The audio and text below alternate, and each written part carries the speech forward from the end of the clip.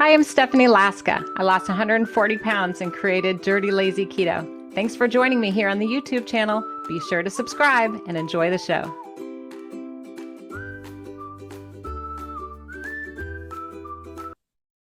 Is the keto diet safe for diabetics, folks? Well, you want to look at the Dirty Keto Diet weight loss results to help you answer that question.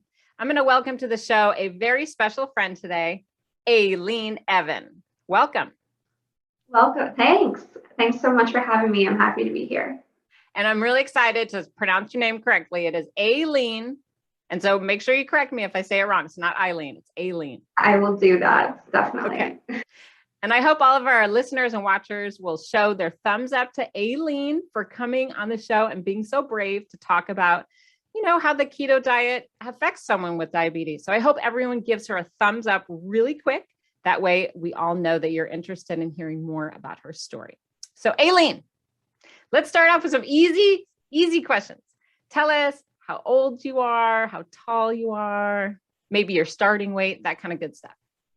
Sure. So I am 32 years old. My birthday is actually later this month. And I am 5 foot tall, 8 inches.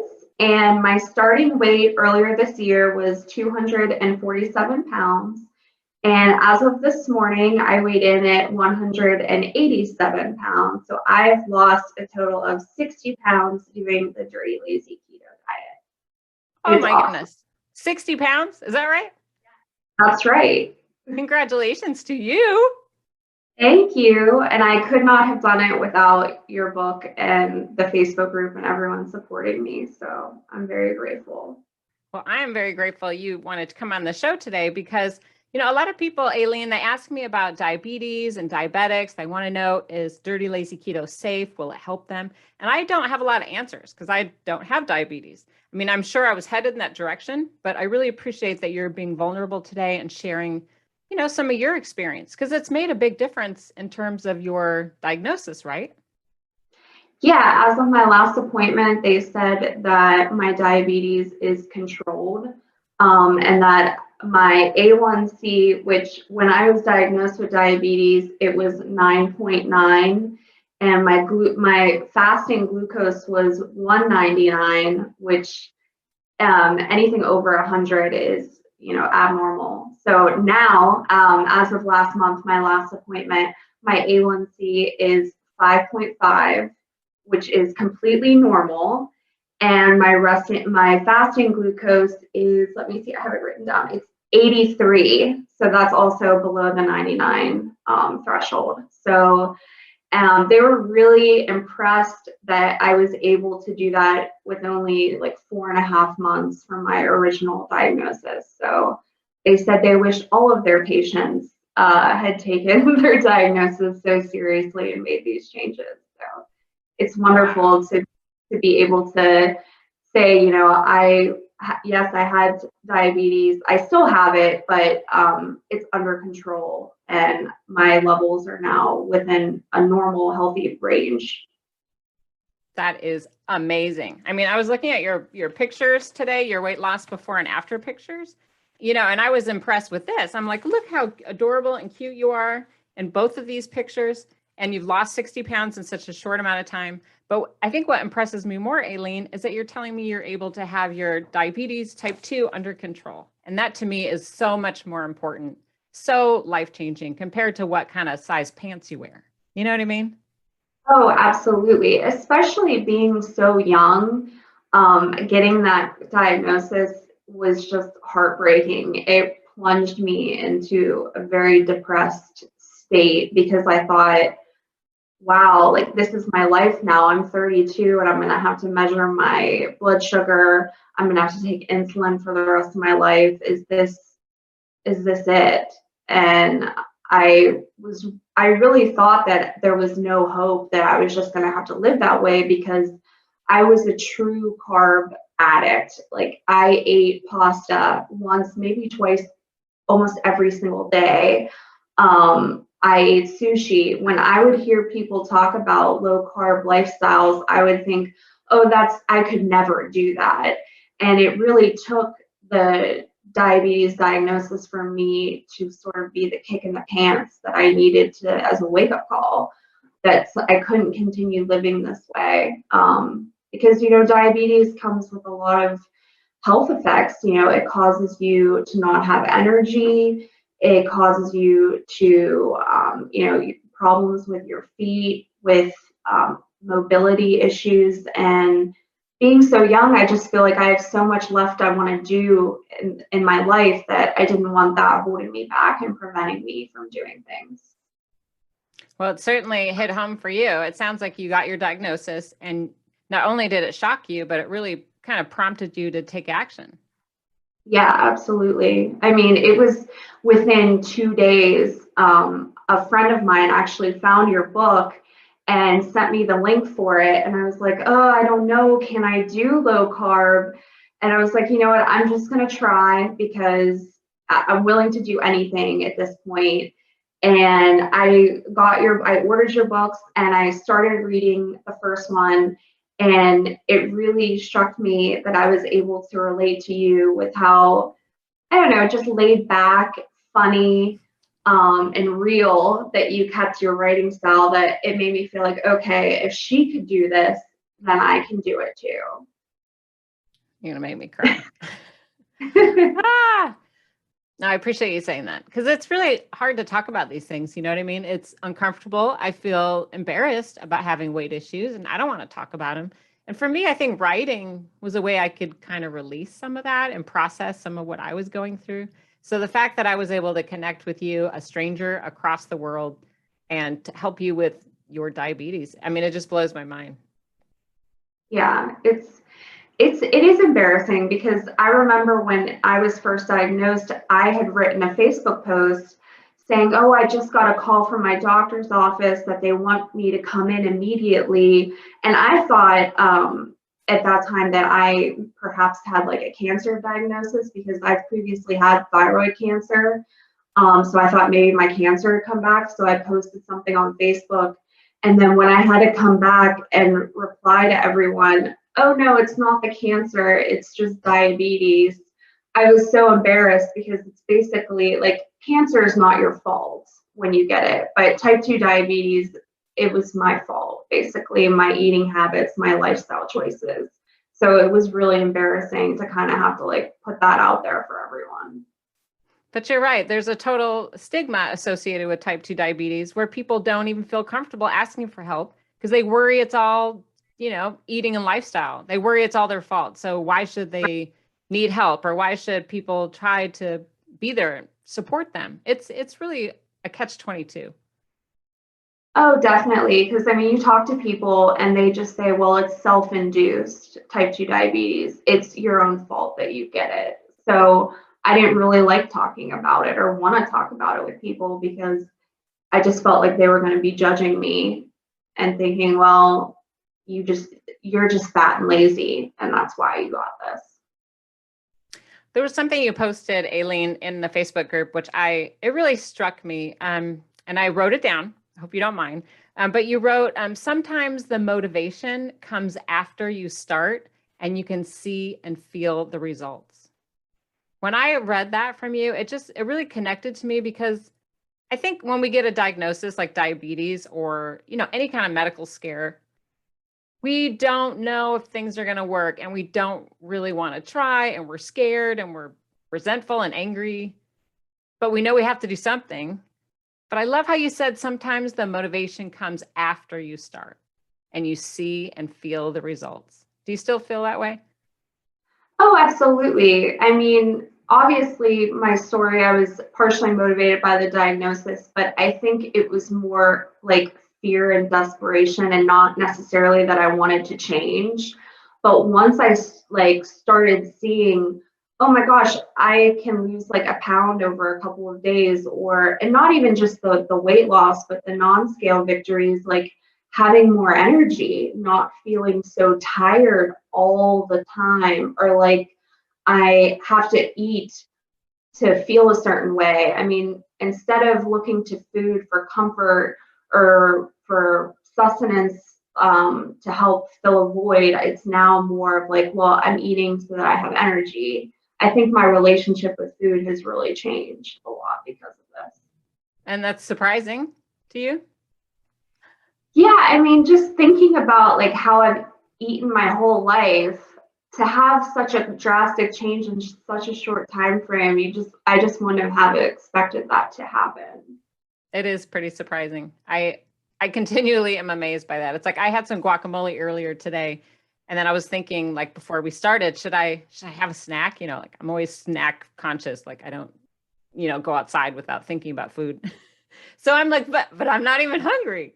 And it was tripping me out. I'm like, that little bit of guacamole, I'm still good to go.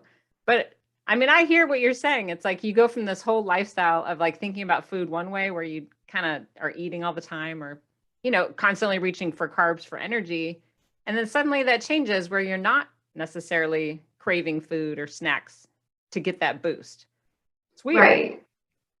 Yeah, and I've also found that foods I did not like before, I actually now enjoy. And I remember at the beginning, I did not think that was possible. I remember reading in your book about how, your taste buds change. And I was like, no, my taste buds aren't going to change.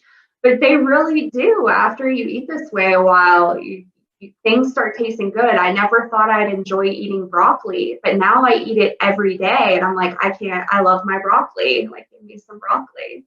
And I know there's people out there listening. They're like, girl, she's crazy. But Yeah. It's true. It is so true. And I agree with you 100%, where my whole life people forced me to eat, spinach and broccoli, and my parents would yell at me. And I always thought it was punishment. I didn't understand that you could actually use fat to make healthy food taste good. It was shocking.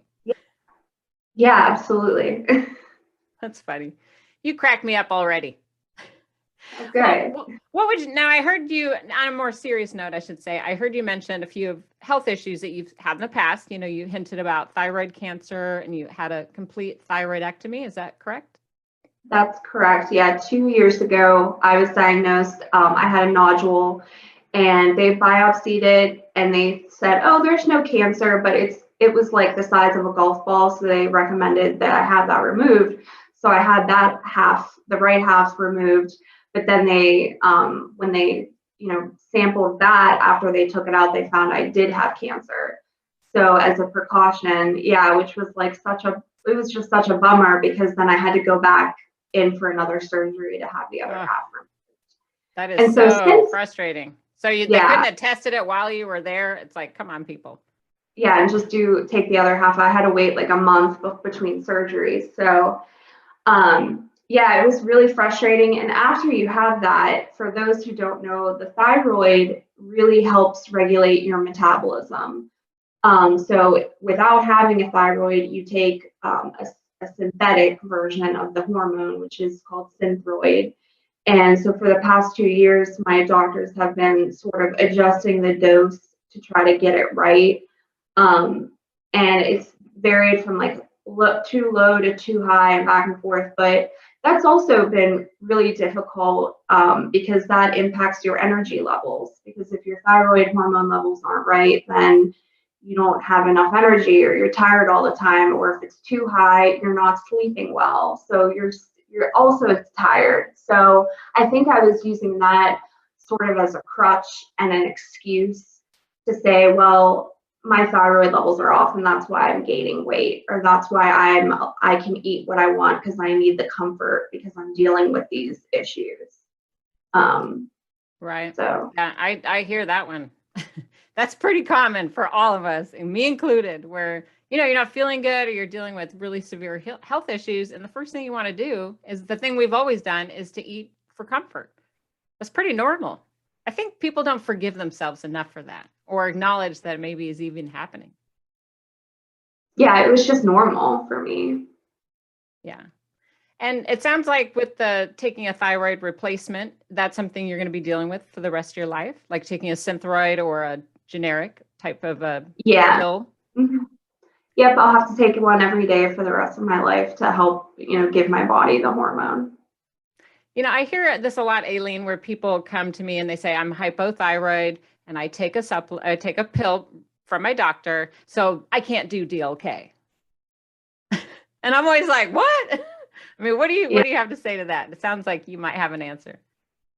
I mean, I take the generic form of Synthroid, and I've taken it for 2 years.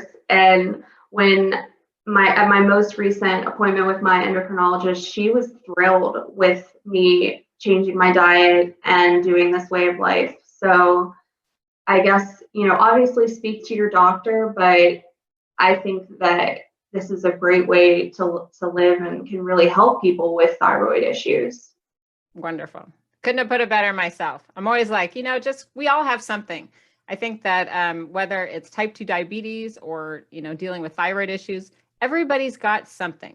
And, keeping that in mind and knowing that eating healthy is still doable, I think it's important to remind ourselves of that we shouldn't use these things as crutches, kind of like what you said, and think more about solutions.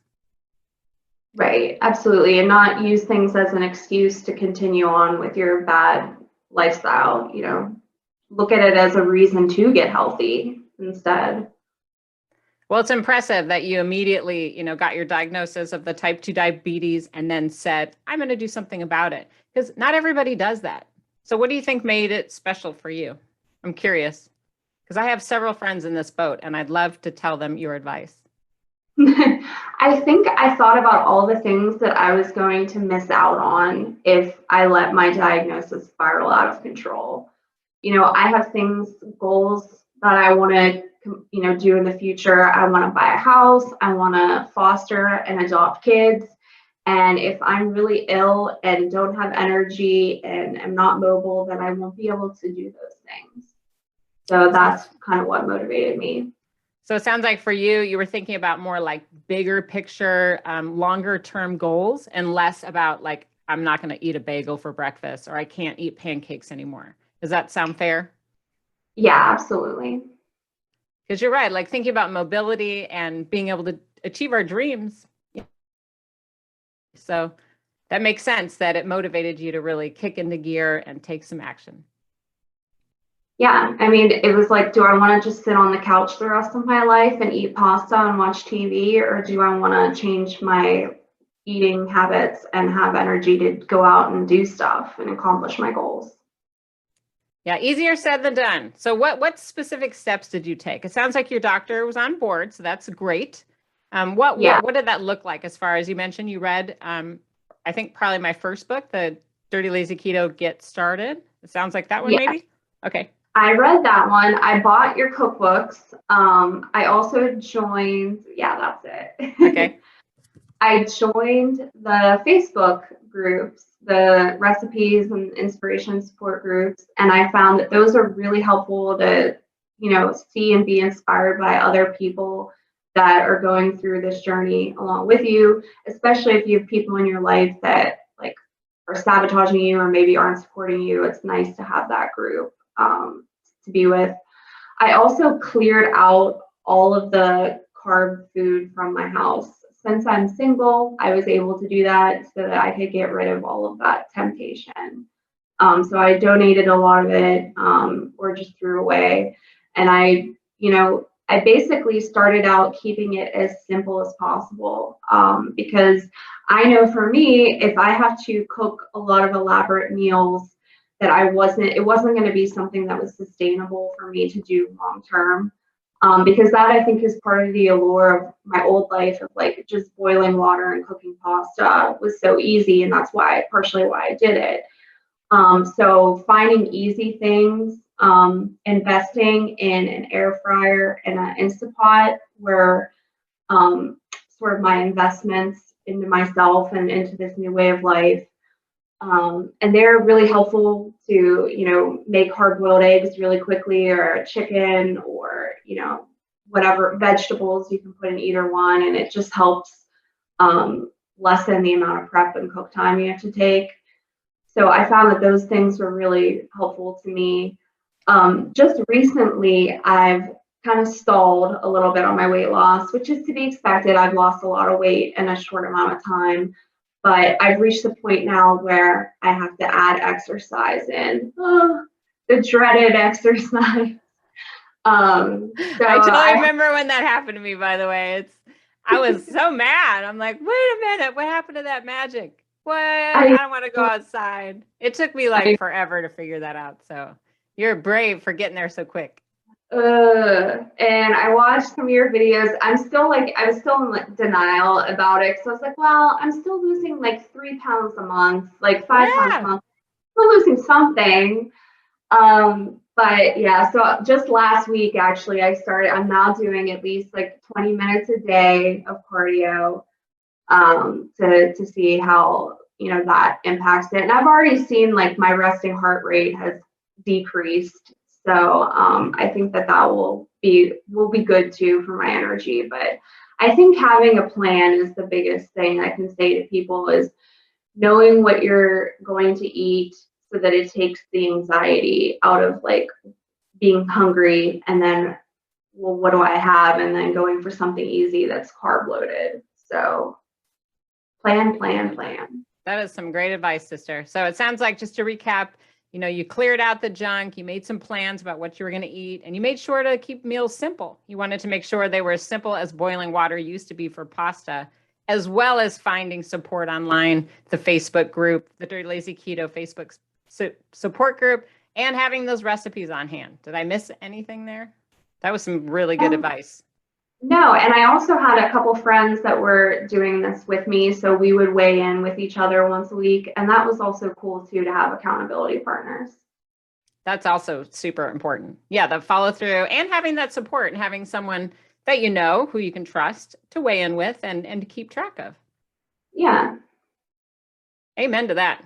Well, you are so impressive, Aileen. I'm so proud of you. And, before we wrap up, I just have to ask you, and is there anything else I forgot to ask you? Was there any burning question or tip that you wanted to share? Because I know all the listeners have probably a ton of questions for you. I just want to say to everyone to stay encouraged and stay motivated, because even if you don't see results right away on the scale, you will experience non-scale victories and have more energy and just be healthier overall. So stick with it, everybody. Stick with it. Well, friends, if you enjoyed this video from Aileen about her dirty keto diet weight loss results, as well as how she learned to manage and reverse diabetes type 2, be sure to stay tuned, because I'm going to link up another video below of a similar success story, so that you can kind of binge watch and get yourself going in the right direction. But know, listeners and viewers, that the keto diet is safe for diabetes, for type 2 diabetes. Of course, work with your doctor, but this is a safe way of eating. No one's telling you to do anything weird. I mean, we're talking about vegetables and healthy fats and protein. This is just normal food, right? Absolutely. Yeah. So transformation is possible no matter what obstacles you face, whether it's a thyroid or cancer or mean family members, living alone, doesn't matter. You can still do it. So I encourage everyone to write comments and say congratulations to Aileen in the comment section, and cheer her on, right? Like, cheer her on and ask her specifics, because she's here to answer and be a source of inspiration for all of you. So let's give Aileen a huge round of applause, everybody, as we say goodbye. And a thumbs up.